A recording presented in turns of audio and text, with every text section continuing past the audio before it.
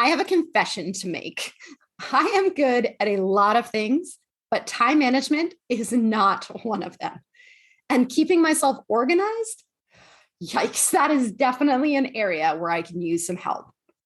As someone who has struggled with a lot of anxiety throughout my life, I am in a much better place today than ever before. But one of my greatest stressors is getting everything done. I still lose sleep over my ability to meet deadlines and do everything that I've committed to doing. If you're like me, you understand this pain. Have you ever asked yourself how it might be undermining your confidence? A lot of times our self-doubt is rooted in fears that we can't be successful. But how much of that fear is a function of the fact that we have too much on our plates, not that we're not actually capable of doing the work?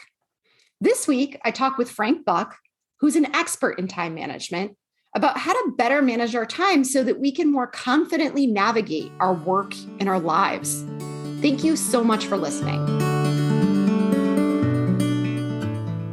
Welcome to the Impostor Syndrome Files. My name is Kim Menninger, and as an executive coach and former high-tech leader, my personal mission is to help women and others overcome imposter syndrome and advance your career with confidence.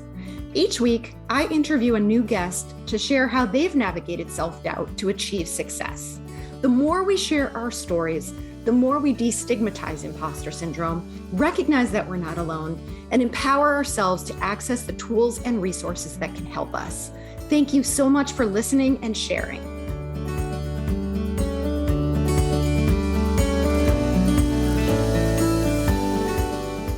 Welcome, Frank. I am really excited to talk with you today, and I would love to start by inviting you to introduce yourself. Thank you so much for having me on the show. My name is Frank Buck. I am from Alabama. I started my career in education. In fact, I was almost 30 years in public education, first as a band director. Thought I'd be a band director for 30 years, and somewhere in there decided I wanted to run the whole school. So went into the principalship, wound up at the central office. And then after almost 30 years, I wanted to give a second career a chance to grow some legs, because one of the things that had given me success throughout my career in education was, I was the organized guy, really good time manager, just had my act together. And so now that's what I do. I help other people. I show them what I do that worked for me, and just try to help people be successful through managing their time and organizing their surroundings. So I hope that those who are tuning in and hearing us today are going to take away some things that are going to make their lives better, not just for a day or a week, but something that you can use every day. I can't wait, because this is definitely not my area of strength, if I'm being honest. And as you and I started to talk about a little bit before we hit record, is that, obviously the central theme of this podcast is imposter syndrome. And one of the things that I've observed is that oftentimes when we take on more responsibility, or even just within our existing roles, we feel so overwhelmed. There's so much pressure on us, and it can contribute to self-doubt. It can contribute to that sense of, I don't actually know what I'm doing, or I'm not capable of doing this role, if we don't have our own workload under control. And so that's why I'm really excited to kind of get some insights from you on what you see as the big challenges, or what, I'm sure we could talk about that all day, but what are some of the themes that you see that people really struggle with these days when it comes to time management and organization? Well, looking at the role of the imposter syndrome, and as a young man, I never heard that term. It's really, for me, just in the last several years, but now you hear it all the time. But I think in some way, shape, form, or fashion, we've always dealt with that as we have progressed in our various careers. Inferiority complex, it's gone by different names. But see if this makes sense. I take a job, I'm successful in that job. I get a promotion and I'm successful there. I get another promotion. And with each one, there's more responsibility. There are more tasks. There are more things that are new. There are more things that are a little bit outside of my area of expertise, what I was doing before. So I had been successful. And now all of a sudden, I'm feeling overwhelmed. And I'm starting to think, was I cut out for this? Am I really the president of the company? Soon people are going to figure out that I'm not all I'm cracked up to be. Does it sound familiar? Absolutely. And it's like join a very large club, and so much of it, it's I'm overwhelmed with emails and voicemails and drop-in visitors. And it's just simply not having a system in place that is handling the additional volume. So that's a lot of my work in giving people systems that help them put at least part of their life on autopilot. Something as simple as having a digital task list that's on your computer, and it's also syncing to your phone. So it's with you everywhere, that you can even add to with your voice. So when something lands on your radar that you need to do, instead of, well, I've got so many things, I think I can remember that, and then you don't. And then you feel so stupid. How could I forget that little thing? And you miss the meeting, you miss the deadline, you're apologizing. To have the habit of just, you just speak it right into that little digital task list. And now your phone synced to your computer. It takes up the job of remembering and reminding, and you start to make things look easy. We all know those people that it just seems like it's like just treading water. It all seems so easy. It looks easy. And in a lot of ways, it is easy. It's having that system. So there are people who are doing well with simply average intelligence, but they got good systems and they're able to manage things okay. And then other people, far more talented, but they're just sort of barely hanging on. I can completely appreciate that. I have had many a night where I've woken up at 2 a.m. and thought, uh-oh, I forgot to put this on my to-do list, or I forgot to do that. And it creates so much anxiety and self-doubt. And so I'm curious if you think there are ways to get started on systems. Like what's the first step here? If someone's listening and thinking, that's me, I need a system, where do we start? Well, as digital as I am, I like to start with paper for a couple of reasons. I don't care how digital you are, you still got to deal with paper because people are sending paper your way. And second, I think we like paper metaphors. I mean, look, when Bill Gates came out with Windows and Steve Jobs came out with the Mac, what did they do? They gave us what looked like little paper file folders and little pieces of paper that went in the little digital file folders. They gave us those analogies to something that was familiar. So what I teach people is what's called the tickler file. It's an old business tool that I actually learned from my dad when I was like 8 years old. And all it is 31 folders. I use hanging file folders labeled 1 through 31, and each one represents a day of the month. So you've got this piece of paper that I've got to take this to the meeting on Thursday, So you lay it on the corner of the desk where you'll see it, and you'll remember to take it on Thursday. And something gets laid on top of it. And you go to the meeting and it's still on your desk under the pile of whatever. So with the tickler file, it's like, I need to see this on Thursday. What's Thursday's date? Drop it in that file. And now I earn the right to forget about it.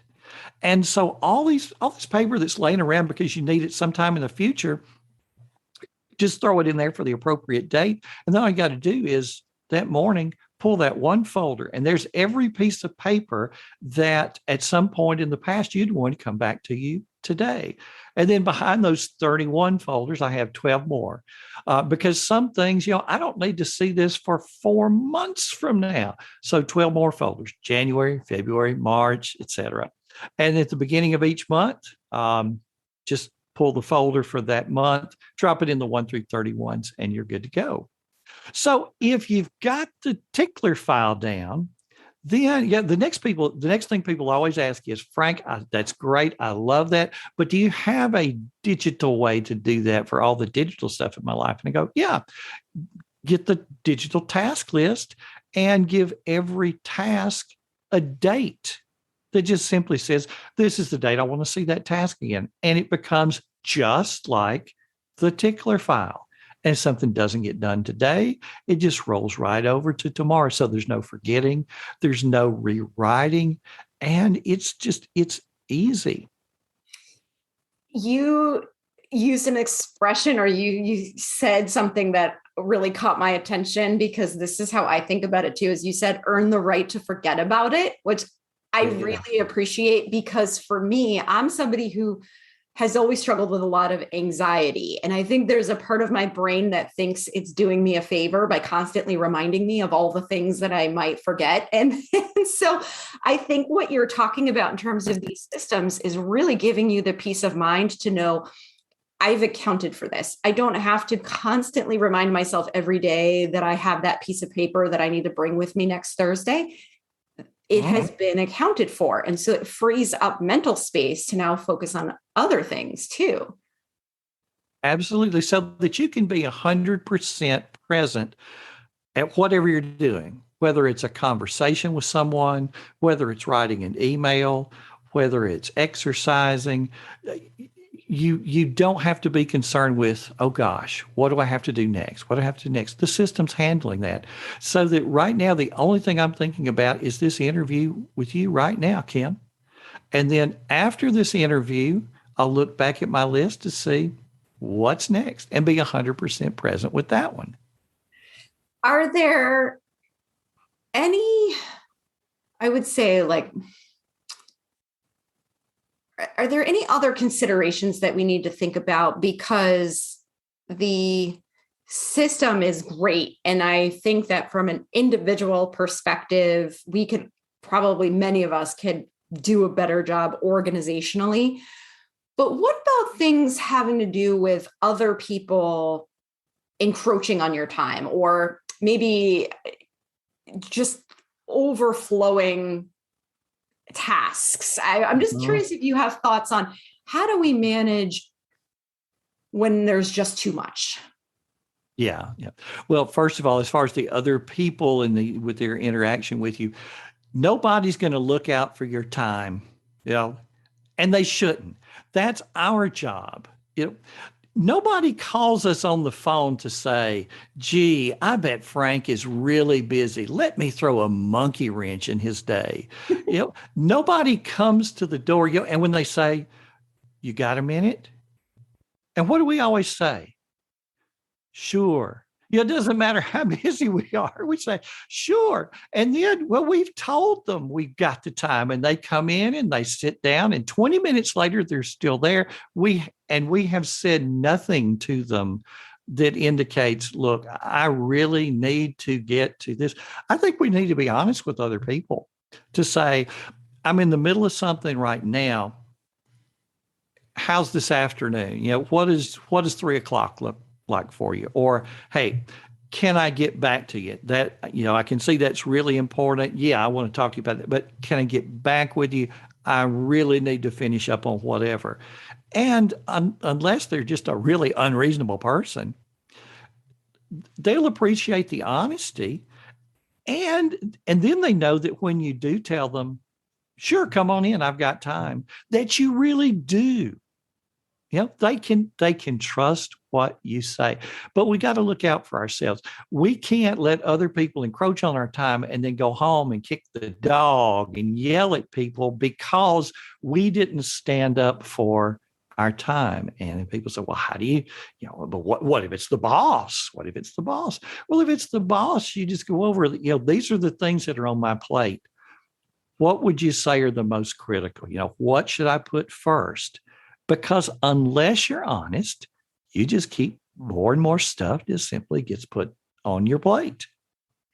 You're so right. And I love how you say no one else is going to manage our time.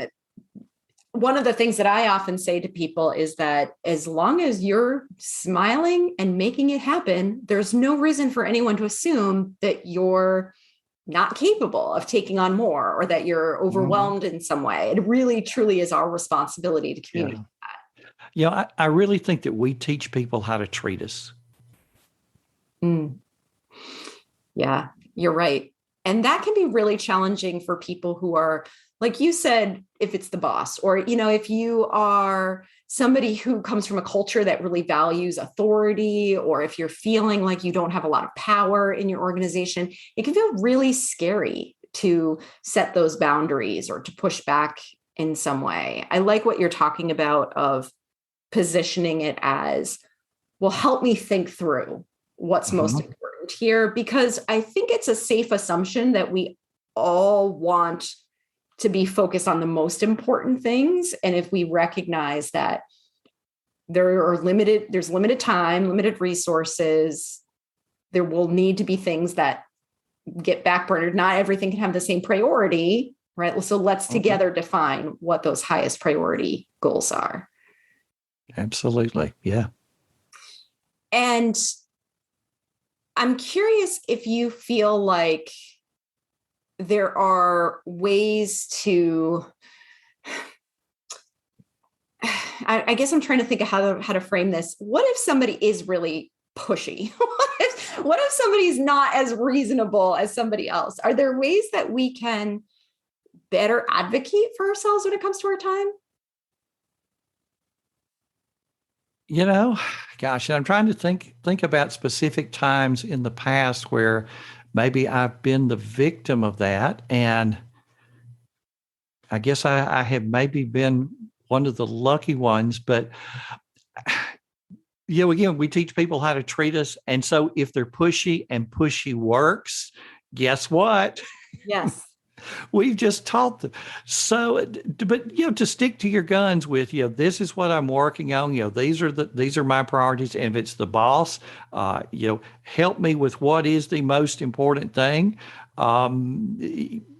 Elicit their suggestions for how to do it a little better, but just to silently take it and fume and feel bad about it. See, that's where we think, I'm an imposter. I can't handle the job. They're starting to find out I'm not capable. And if I speak up about the workload, they're going to know that I am incapable. No, it's an impossible situation, and they haven't walked a mile in your shoes, or at least haven't walked a mile in your shoes lately. The job has changed since they did that job 10 years ago.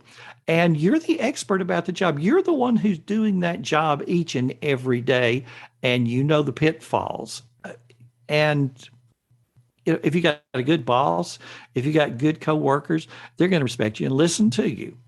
And if not, we're sort of in this environment right now where our jobs are plentiful, and you can go elsewhere where they treat you a little better. That's a very good point too, and I always want to emphasize that it's not necessarily easy to do that, but it is important to remember that you have choices. And I think a lot of times we feel like victims in our work environments. And if you're not being treated respectfully and you are feeling like you've been given more than you can handle and you've tried and you haven't been able to renegotiate that, it is worth considering whether that's an environment where you can be your best self, because that's not sustainable. It's one thing to have, a tight deadline and you have to work extra hours to get that one thing done. It's another thing to be on a constant path to burnout. Yeah, it doesn't need to be misery every day. So, to have that resume where it's always up to date, and to have those contacts. I think some people are good at calling someone that they haven't talked to in 5 years to ask for a favor. Well, But when you're maintaining those contacts all the time and you're making new contacts, and lots of people see how valuable you are, um, it's amazing how sometimes when you're not even looking for a job, one just sort of materializes because it's like you're the perfect person for that. And I think we have to exude that confidence. And if you're suffering from imposter syndrome, it's tough to do. As I was making some notes for this interview, there was something I jotted down, and I wish I knew where I had seen this or heard this for the first time. But sort of I think the secret to getting past the imposter syndrome or the inferiority, or to have some, the secret to self-esteem, is to do good things and then remember that you did them. See, we're good at beating ourselves up about all the dumb things we do, the things that we forgot, the things where we failed. And what we forget about is all of the times when we were successful beyond our wildest imagination, and we just sort of chalked it up to, well, that's the way it's supposed to be. Well, now's the time to bring back some of those things and remind yourself that you're very capable, that no, you're not an imposter. You were put in this position for a reason, and that, half the world is also thinking they're imposters. I hold a doctorate, so I can make this joke. They say when you get your bachelor's degree, you think you know everything. When you get your master's degree, you realize you really don't know anything. And when you get your doctorate, you realize you still don't know anything, but that's okay because nobody else does either. Yeah, we're sort of all in this boat together where none of us is the be all end all. We all have our strengths. We all have our weaknesses. We all have our good days. We all have our bad days. And we're okay with that with other people. When somebody else has a bad day, we're okay with that. When they make a blunder, we're okay with that. And we're the first ones to remind them of all the things where they did a great job. And, hey, you're entitled to one. But we often don't do the same thing with ourselves. We're not the friend to ourselves that we are to other people. You're absolutely right. I think that's a very important thing to remind ourselves of. And I like what you're saying too. And I'm thinking about tying it to systems too, is that we are so quick to dismiss the good things. We are so aware, we hold on to the mistakes we've made or the ways in which we don't feel like we measure up. But then all of the really good things that we're doing just blow right past us. I'm curious, have you ever had a system for tracking the good things? Interesting that you should say that.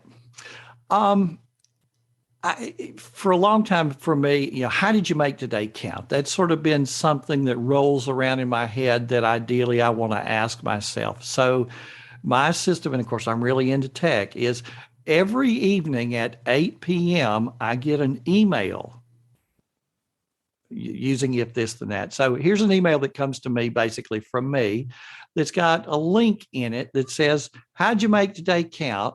You click the link, it takes me to a Google form where I just fill in that. So every day I'm asked that question. Not what are the 10 things that you did today, but as you look back over this day, what did you do that really made this day count for something? So I'll put one or two things, and then that automatic, since it's going in a Google form, it automatically goes in a Google sheet. So I've got a spreadsheet that goes back for years. That's a list of nothing but the things that I did day by day that really made that day count. So that's not a bad thing to look back on one of those days when you're not having such a good day. You're absolutely right. That's a great confidence booster, but it's also very practical too, because I can imagine that you could repurpose that for a performance review or a resume. If you want to go back and remind yourself of all of the things that you have done to be able to tell somebody else, you've got a record of it at your fingertips. Yeah. I mean, even date stamped, it automatically goes in there with the date that it was entered. So, it's a pretty good record. I can't resist asking you, are there other little tips and tricks that you live by that you think other people would benefit from knowing? Well, the Fab Five. When you have a digital task list, now here's the downside of the digital task list. Since if you don't do something, it rolls over to the next day, you don't have to rewrite it. Then it rolls over to the next date. If you're not careful, you got this long list. Sometimes of things you did and just forgot to check them off, or things that it's like if you looked at it and you actually had to rewrite it for the next day, you'd say, I'm not going to do that. And you just mark it off. But, when you got this long list, what do you do? So my secret is plan tomorrow, today, this evening. Look at that list of what didn't get done and look at what's already coming up for tomorrow. And what I tell people is pick 5. I call them the Fab 5 and put those at the top of the list. And for me, the how to do it, I use Remember the Milk as my digital task list of choice. And the free version is pretty powerful. You can give everything a date. So all these things, they're due to today. And I give each one a priority. Priority 1, 2, 3, and then no priority. So priority 1 is my Fab 5. And so if I give it that priority 1, it just automatically goes to the top of the list. So there at the top of the list are like these 5 things that I want to really drive the day. And then below that, things I want to see in the morning, the afternoon, and the evening. So, ideally, I want to hit the ground running on those Fab 5 and stay with them as long as I can, and then, move on. And one thing that helps me do is work ahead of deadlines. Something that may be a Fab 5 Friday, if I don't get to it, I can handle on Tuesday or Wednesday and not be bumping up against so many deadlines. But I never have to worry about, oh gosh, here are just these dozens and dozens of things. And what's lurking in there somewhere that I've absolutely got to have done. That's going to be one of the Fab 5 right up there at the top. And people say, well, how long can your list be? Well, my answer is this. Your list can be as long as you're able to at least look at during the day and be okay with. So if that's 10 items, it's 10 items. If it's 100 and you're sure that you're going to at least look at everything and be okay with it rolling over to the next day, then that's fine. So have the Fab 5. And then after that, batch related items. If it's a little something, if you blog. And so if you go into work on a blog post, but there are 4 or 5 other little things that you needed to do while you were in those settings, go ahead and do all of those at one time, even though maybe they're not the most important things right now. While you're there anyway, go ahead and handle all of those things. And just like when you're out running errands, well, everybody knows, go in and run all of the errands, not just one, and then go, oh gosh, I forgot to do whatever, and you're back in the car doing the same. So do the same thing sort of with all the things in your life. On your list, there's somebody that you work with and you have projects you're working on all the time. And so you think of something that you need to talk to that person about. Well, what happens with so many of us, we get up and we go and we knock on the door. So you got a minute because we got that one question on our mind. And then 5 minutes, we're back again with another question because it was on our mind. And we want to get it off of our mind onto their area of responsibility. So if we simply just, put the person's name, what it is, put it on the list, and then now you've earned the right to forget about it. And then when you have 5 or 6 of those things, then you can have the conversation about all of them. And usually what happens is before that happens, the other person comes in to see you. And while they're talking to you about the 2, 3, 4 things that they have, you say, well, by the way, I have several things I want to go over with you. or you get that phone call from them out of the blue. And while they're talking to you about what they want to talk about, you've just gone over and typed their name into you just put their name in the search window. The list is now narrowed down to only the things that pertain to them. And you go through real quickly with the 5 or 6 things that were on your mind that you needed to talk to them about. So you're cutting down on the interruptions for them. They're doing the same for you. And it just makes life so much easier. I'm salivating thinking. There's so many great tips here.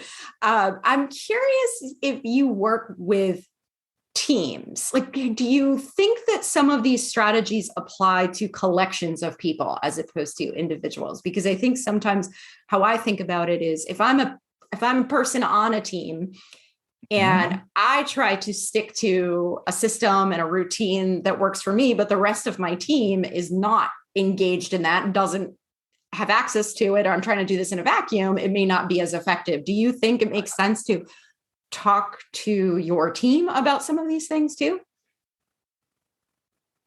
I think the most important thing is to sort of be the example, to do these things that work. And then other people start to go, how'd you do that? You just talk to your phone. What did you say to your phone? Well, I just added something to my list. You just did that with your voice. You just talked to the phone. Now it's on the list. Yeah. Well, show me how to do that. When you're just sort of serving as the example, and I think back to when I wasn't a digital person because there were no digital tools and I had my day timer. I was a school principal. And of course, when it's your first year as principal and the faculty is sort of watching every move you make, you sneeze, the whole school catches a cold. So, I had my day timer, that little book, and I always carried it around with me. And so I'm always writing things in it. And people were wondering, what's he writing now? What's he writing now? But they started to realize that when somebody started a conversation with me and I flipped that book open and I was writing in it, and whatever they were talking to me about, it sort of happened to get done. And it was sort of like, when it gets written in that book, things happen. So one of the best professional development sessions we ever had with the faculty was we just took a morning when, it's one of those days when, the kids are at home and the superintendent's charge is, okay, everyone's going to have a professional development day. And a lot of times it's boring stuff. And so we just did a session of, let me show you exactly what I'm doing and how it works. And was able to get little samples for everybody for free from that company. And, everybody was like, this is so simple. But gosh, this would work. And most of them just, started doing the same thing. So I think, really being the example. And then, when you are working on a team where it's that small group of people you're interacting with every day, if you can use some common tools, like Remember the Milk that I've been talking about, it has a feature where I can create a task and actually assign it to someone else, provided they also use Remember the Milk. So instead of little notes being passed back and forth or little text messages or little dropping by going, hey, could you get me the so-and-so report? You could actually really put something on someone else's list and you can see what you've delegated to them. And when they do it and check it off, you can actually see that it's being checked off. You can actually add a little comment so that there's not only, here's what I want you to do, but here's some additional information about it. They can do the same so that you're seeing their information that they've put in there. So having those common tools, it cuts down on a lot of the mechanical stuff that we're doing that takes up so much time. So let the technology handle some of that mechanical stuff so that we can do more creative things and more people kind of things. And I think that's a really good point too, that it again frees up our mental energy for more valuable things. Given that technology just changes all the time, how do you keep up with the different productivity tools that are out there? Like, do you have a way to stay on top of what the tools are that are available? what has worked best for me is, there's some good blogs out there, good websites that are constantly pumping out that stuff. And so I have a little service called Feedly, and I use just the free service, just feedly.com. It's an app on my phone. It's also a website I can go to where all I have to do is take that blog or that website and just add it. And so whenever there's a new post on that website, it automatically goes there. So I'm not having to go out to 20, 30, 40, 50 different places to see what's happening. It's all going to that one spot. And so while I'm watching television or while I'm in line at the grocery store, just those spare minutes during the day, I can just see, well, what's in Feedly. I use Feedly too. I think that's a great. Yay. Yeah. Yes. Yeah. And, speaking of Feedly, before that, I used Google Reader. And then this announcement came across the screen when I went to Google Reader one day. They were shutting down. And see, that's what scares people. That what if I get attached to this digital tool? What if it goes out of business? Well, the day I read that, by the time the sun had set, I was using Feedly. I real quickly started doing Google searches about, what else does the same thing that Google Reader does. And Feedly started coming up again and again. And I researched that and it looked like it would work. And so I created an account and I added all the stuff that had been in Google Reader, just added over in Feedly. And same day, I'm up and going. See, good tools are replaced by better tools. So when something sunsets, that's actually a good thing because there's something else out there that's serving the purpose even better. That's a really good way to think about it too. And you're also making me think about the fact that if people are feeling intimidated by the idea of trying to hunt down some of these tools, that there are likely people around you that use tools. And so look to the role models of organization and ask them. Absolutely. Yeah. And just, and ask questions. You can do a Google search, but then you can also on Facebook, we're good about saying, hey, who's a painter in such and such a city that does a real good job. And people are great about helping people with simple questions, straightforward questions where they have a little expertise and the person asking the question just simply didn't. We're good about helping each other. So just half of it's having the confidence that there's going to be a good answer out there and that all you got to do is ask the question and it's going to be there. Absolutely. This is so helpful, Frank. I really appreciate your time and your insights. Are there any final thoughts that you want to share? Gosh, and we have covered so much. Of course, the theme of the show is the imposter syndrome, and how to get past that. And hopefully, we've given you some tools, some thoughts that are going to help you to get past the overwhelm, because it's not that you're an imposter. It's that there's all this sort of underbrush that's there that you just got to get through. So some of these digital tools, a good digital task manager, having the tickler file to handle the papers. Life doesn't have to be as hard as we sometimes make it. So the one thing as we depart, my website, when people say, well, how can we learn more? frankbuck.org. That's my website.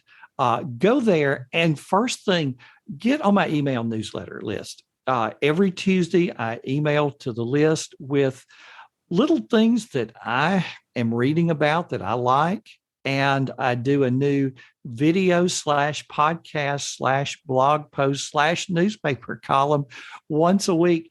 And so one of the things that's in that weekly email is letting people know where they can find that new piece of content that has been written. And people will hit reply on that. And they'll ask me a question and I'll hit reply and answer them. I'm certainly not too good that I'm beyond answering individual readers. It's kind of flattering, actually.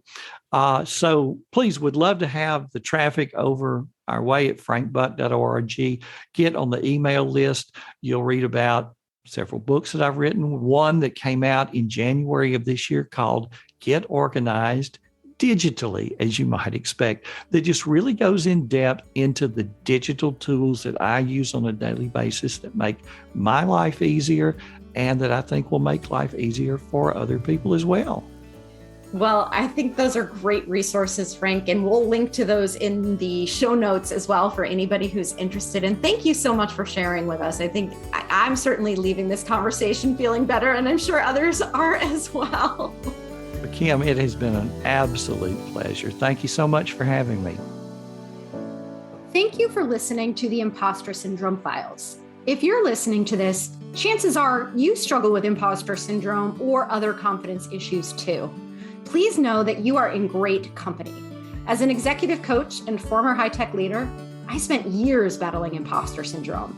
There were times in my corporate life when I was absolutely sure that this was the moment that everyone would figure out that I didn't belong in the room. But it never happened.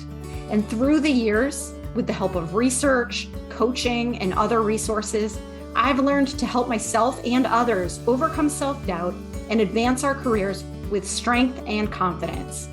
If you'd like to continue this conversation, please join my Leading Women Facebook group, where women of diverse roles, levels, and backgrounds come together to ask questions, share challenges, and support one another in a safe, trusted space that's difficult to find in the workplace. Check out the link in the show notes for more information on how to find us. And please join us again next week for another episode of the Impostor Syndrome Files.